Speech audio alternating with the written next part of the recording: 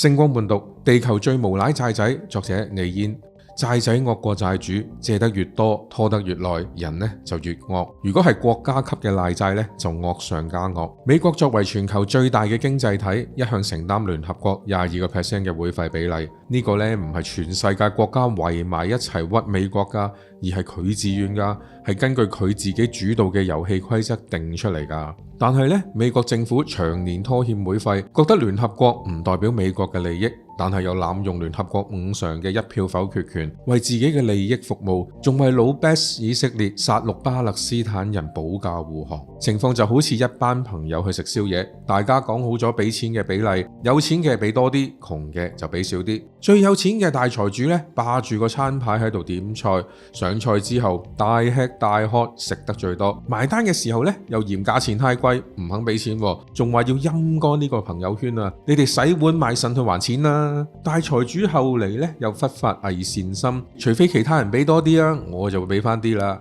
總之呢，之前講嘅一概唔算數，我要重新話事。美國要重新話事嘅方法就係將會費當作施壓嘅條件。據報向聯合國發咗2份外交照會，聲稱可以盡一盡交會費嘅偉大義務，但係聯合國呢就必須滿足美國9項嘅改革條件，包括改革聯合國嘅養老金制度，終止聯合國一啲高官以至所有中層官員長途 trip 坐商務，減少聯合國嘅高級職位。呢啲呢都好有美國政府效率部削開支嘅風格，筆者舉腳贊成。點知睇落去有一條係美國承諾將會向聯合國維和提供額外而可觀嘅預算，但係呢就一定要削減1成所謂長期無效嘅維和任務。XD 長期無效嘅維和任務，講嘅咪就係維和部隊管唔到美國老 best 以色列殺害巴勒斯坦人、黎巴嫩人等等嘅任務咩？如果呢啲都削咗，你話會發生乜嘢人道災難呢？更加搞笑嘅係美國特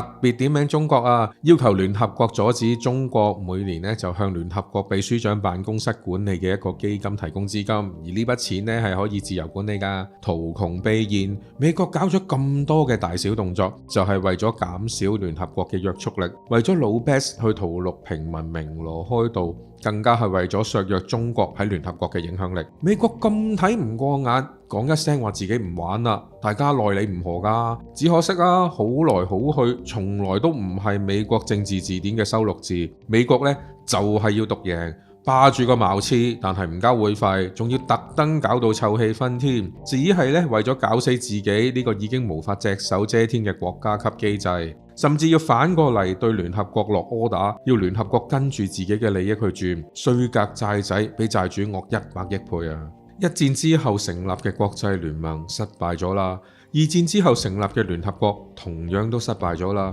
人類係咪只能夠等到3戰之後先至可以建立一個相對公平有效一啲嘅國際級機制呢？冇人想再出現一場大戰，但係各國呢必須好好思考點樣去制衡失控嘅某大霸權國啦。